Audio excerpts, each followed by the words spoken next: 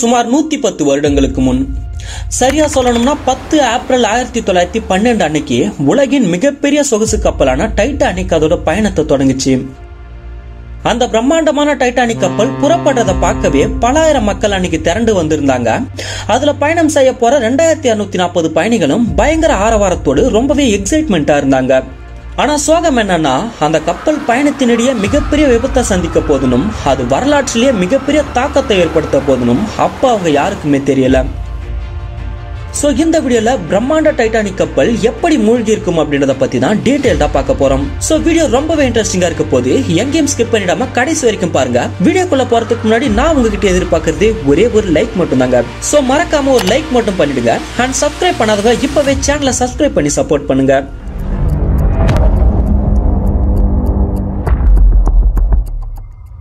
Titanic கப்பல் உருவாக்கப்பட்ட ஆண்டு 1909. அயர்லாந்துல இருக்க ஹார்லண்ட் அண்ட் வுல்ஃப் அப்படின்ற ஒரு தலை சிறந்த கப்பல் கட்டும் நிறுவனம் டைட்டானிக் அப்படின்ற ஒரு பிரம்மாண்டமான சொகுசு கப்பலை உருவாக்கணும்னு திட்டமிடுறாங்க. அது மட்டும் இல்லாம அந்த கப்பல் பயங்கர பாதுகாப்பானதாகவும் எந்த சூழ்நிலையிலும் மூழ்காத மாதிரியும் உருவாக்க நினைக்கிறாங்க.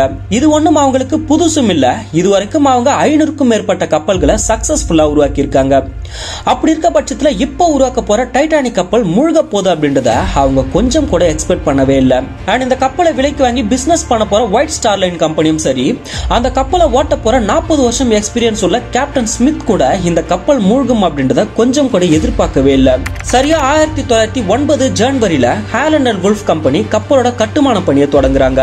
சுமார் 2000 வேலையாட்களை வச்சு 26 மாதங்கள்ல கப்பலை முழுவதுமா கட்டி முடிக்கிறாங்க. அந்த கப்பலுக்கு டைட்டானிக்னு பேரும் வைக்கிறாங்க. கப்பல் கடல்ல மிதக்க தயாரா இருக்குன்னு தெரிஞ்ச உடனே அந்த கப்பலை விலைக்கு வாங்கின ஸ்டார்லைன் கம்பெனி அவங்களோட பிசினஸ் டாக்டிக்ஸை யூஸ் பண்ண ஆரம்பிச்சிட்டாங்க. குறிப்பா அவங்க அந்த கப்பலை விளம்பரம் பண்ண விதமே இது அன்சிங்கபிள் கப்பல், அதாவது மூழ்க முடியாத கப்பல் அப்படின்னு தான் மக்களுக்கு விளம்பரப்படுத்துறாங்க. இதுதான் அவங்க பண்ண ஃபர்ஸ்ட் மிஸ்டேக்கும் கூட. ஏன்னா அந்த விளம்பரத்தை பார்த்த மக்களோட எண்ணம் என்னவா இருந்ததுன்னா, மூழ்க முடியாத கப்பல்னா அப்ப எதுல இடிச்சாலும் மூழ்காதோ, அப்படி அந்த கப்பல்ல என்னதான் இருக்கும் அப்படின்றத பாக்குறதுக்காகவே நிறைய மக்கள் கூட்டம் கூட்டமா வந்து போட்டி போட்டு டிக்கெட்ஸ் வாங்கியிருக்காங்க. ஸ்டார்லைன் கம்பெனி எதிர்பார்த்ததை விடவே ரொம்ப சீக்கிரத்திலேயே டைட்டானிக் கப்பலோட எல்லா டிக்கெட்ஸும் வித்து தீர்ந்துடுச்சு. கப்பல் புறப்படுற அந்த நாளும் வந்துருச்சு. சரியா 10 ஏப்ரல் 1912 அன்னைக்கு இங்கிலாந்துல இருக்க சவுத் ஆம்ப்டன்ல இருந்து அமெரிக்கால இருக்க நியூயார்க் சிட்டிக்கு 2240 பயணிகளை ஏத்திக்கிட்டு டைட்டானிக் கப்பல் தன்னோட முதல் பயணத்தை தொடங்க தயாராயிருக்கு.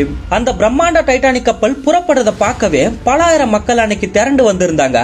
அதுல பயணம் செய்ய போற 2240 பயணிகளும் கப்பலுக்குள்ள பயங்கர ஆரவாரத்தோடு ரொம்பவே எக்ஸைட்மெண்டா இருந்தாங்க. அன்னைக்கு வெதர் கண்டிஷனும் ரொம்ப கூலா இருந்துச்சு. அட்லாண்டிக் பெருங்கடல் பயங்கர காமா இருந்துச்சு. கப்பல் புறப்படுறதுக்கான எல்லா ஏற்பாடுகளும் கப்பலுக்குள்ள மும்முரமா நடந்துகிட்டு இருக்கு. கேப்டன் ஸ்மித்தும் காமா கப்பலை செலுத்த தயாரா இருக்காரு. அந்த டைம்ல தான் அவருக்கு கப்பலோட ஓனர் கிட்ட இருந்து, அதாவது ஸ்டார்லைன் கம்பெனியோட ஓனர் கிட்ட இருந்து ஒரு முக்கியமான மெசேஜ் வருது. அது என்னன்னா, எக்காரணத்துக்காகவும் டைட்டானிக் அதோட டெஸ்டினேஷன் அடைய தாமதமாகவே கூடாது. நம்ம பிளான் பண்ண மாதிரியே சரியா 7 நாட்கள்ல, அதாவது ஏப்ரல் 17 அன்னைக்கு கப்பல் நியூயார்க்கை ரீச் பண்ணியே ஆகணும். அப்படி ஒருவேளை கப்பல் தாமதமா போய் சேர்ந்தா நம்ம கம்பெனியோட பேர் கெட்டுடும். உலகத்தோட மிகப்பெரிய சொகுசு கப்பல் மூழ்க முடியாத கப்பல் எல்லாம் விளம்பரம் பண்ணாங்க. ஆனா முதல் பயணத்தின் போதே தாமதமா வந்து சேருதுன்னு மக்கள் மத்தியில ஒரு பேர் ஏற்பட்டுடும். இதனால நம்ம கம்பெனிக்கு மிகப்பெரிய லாஸ் ஆகிடும். சோ நீங்க என்ன பண்ணுவீங்களோ தெரியாது, 17ஆம் தேதி அன்னைக்கு கப்பல் நியூயார்க்ல இருந்தே ஆகணும்னு ஸ்ட்ரிக்ட்டா சொல்லியிருக்காரு. இதுதான் அவங்க பண்ண 2வது மிஸ்டேக்கா அமைஞ்சிடுச்சு. பயணத்தை தொடங்கறதுக்கு முன்னாடியே கேப்டனுக்கு 7 நாள் காலக்கெடு கொடுத்ததால ஆரம்பத்துல இருந்தே கப்பல் வேகமா செலுத்தப்படுது. சொல்ல போனா கப்பலோட வழக்கமான வேகத்தை விடவே அதிக வேகத்துல தான் செலுத்தப்படுது. இப்படியே 3 நாள் தொடர்ந்து பயணிக்க ஆரம்பிச்ச டைட்டானிக் கப்பல் பிரான்ஸ்லயும் அயர்லாந்துலயும் நிறுத்தப்பட்டு அங்க இருந்து தன்னோட கடைசி 3 நாள் பயணத்தை நோக்கி, அதாவது நியூயார்க்கை நோக்கி போய்கிட்டு இருக்கு.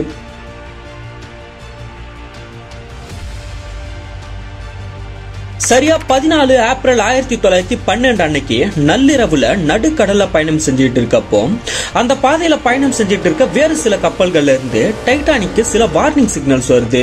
அது என்னன்னா, நீங்க போற பாதையில நிறைய பனிப்பாறைகள் இருக்கிறதா எச்சரிக்கை வருது. ஆனா டைட்டானிக் கப்பலோட வயர்லெஸ் ஆபரேட்டர்ஸ் அந்த வார்னிங்ஸை பெருசா எடுத்துக்கல. அந்த வயர்லெஸ் ஆபரேட்டர்ஸ் என்ன நினைச்சிட்டு இருந்திருக்காங்கன்னா, இந்த கப்பல் தான் மூழ்க முடியாத கப்பல்னு சொல்லியிருக்காங்களே, சாதாரண பனிப்பாறைகளால என்ன ஆகிட போது, அதையெல்லாம் ஈஸியா தகர்த்துட்டு போயிடும்னு அலட்சியமா இருந்துட்டு இருக்காங்க. ஒருவேளை அன்னைக்கு அந்த வயர்லெஸ் ஆபரேட்டர்ஸ் இதை உடனே கப்பலோட கேப்டன் கிட்ட இன்ஃபார்ம் பண்ணி அவங்க போற பாதையை கொஞ்சம் டைவர்ட் பண்ணி போயிருந்தாலே அன்னைக்கு அவ்வளவு பெரிய விபத்து நடந்தே இருந்திருக்காது. அளவுக்கு அதிகமான வேகம், முக்கியமான எச்சரிக்கைகளும் புறக்கணிக்கப்படுது. டைட்டானிக் பயங்கர வேகத்துல பனிப்பாறைகளோட எல்லைக்குள்ள என்ட்ரி ஆகுது.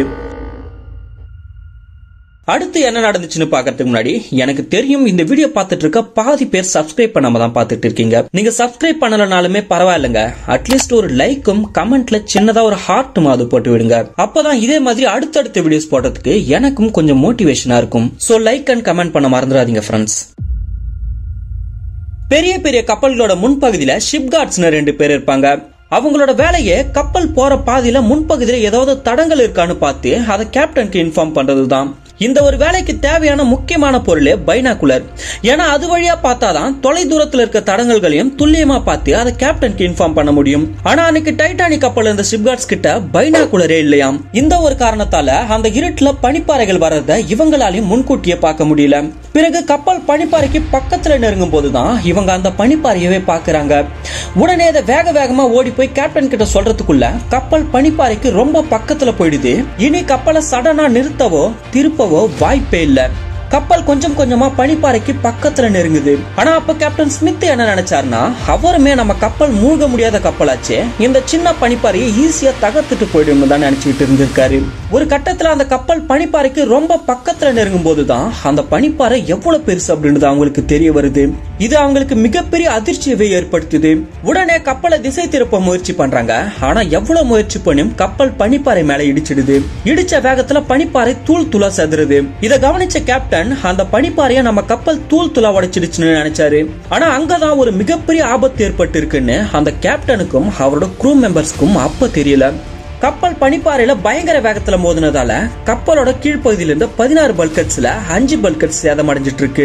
ஒரு கணக்குப்படி டைட்டானிக் கப்பலோட 16 பல்கட்ஸ்ல 4 பல்கட் சேதம் அடைஞ்சாலுமே கப்பலால சர்வே பண்ண முடியும். ஆனா அன்னைக்கு நடந்த விபத்துல கப்பலோட 5 பல்கட் சேதம் அடைஞ்சிருக்கு. இதனால கப்பலோட ஃபர்ஸ்ட் ஃப்ளோர்ல இருந்து செகண்ட் ஃப்ளோர், தேர்ட் ஃப்ளோர் வரைக்கும் தண்ணி மேல ஏற ஆரம்பிச்சிட்டு இருக்கு. கப்பலும் கொஞ்சம் கொஞ்சமா தண்ணியில மூழ்கிக்கிட்டே இருக்கு. அப்போதான் இந்த கப்பல் மூழ்க போகுது அப்படின்றதையே கப்பலோட கேப்டனும் க்ரூ மெம்பர்ஸும் உணர்றாங்க. உடனே இந்த விஷயத்தை கப்பல்ல இருக்க எல்லா பயணிகளுக்கும் வேலையாட்களுக்கும் தெரிவிச்சுட்டு பயணிகளை எப்படி காப்பாத்துறதுன்னு திட்டமிட்டு இருக்காங்க. அந்த டைம்ல கப்பல்ல இருக்க சில பயணிகள் தானாகவே தப்பிக்கிறதுக்கு முயற்சி பண்றாங்க.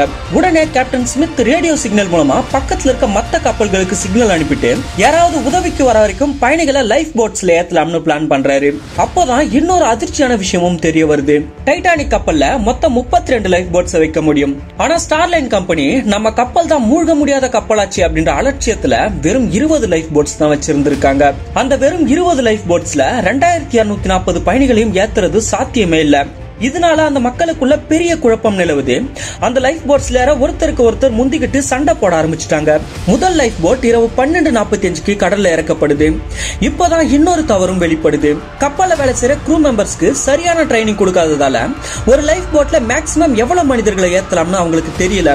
பதற்றத்துல ஒவ்வொரு லைஃப் போட்லயும் அளவுக்கு அதிகமான மக்களை ஏத்தினதால சில லைஃப் போட்ஸுமே கடல்ல கவிழ்ந்து மக்கள் தண்ணியில தத்தளிச்சுட்டு இருந்திருக்காங்க. இதனால 1180 பயணிகளை காப்பாற்றுற அளவுக்கு கெப்பாசிட்டி இருந்த லைஃப் போட்ஸ்ல வெறும் 710 பேர் தான் காப்பாற்றப்பட்டிருக்காங்க. கொஞ்ச நேரத்துக்கு பிறகு கப்பல்ல ஏற்பட்ட ஷார்ட் சர்க்கியூட்டால டைட்டானிக்ல இருந்த எல்லா லைட்ஸும் ஆஃப் ஆயிடுது. சரியா 2:45 கப்பல் முழுவதுமா கடல்ல மூழ்குது. கப்பல்ல பயணம் செஞ்ச 2240 பயணிகள்ல 1530 பயணிகள் அந்த குளிர்ந்த கடல் நீர்ல மூழ்கி பரிதாபமா இறந்து போயிருக்காங்க.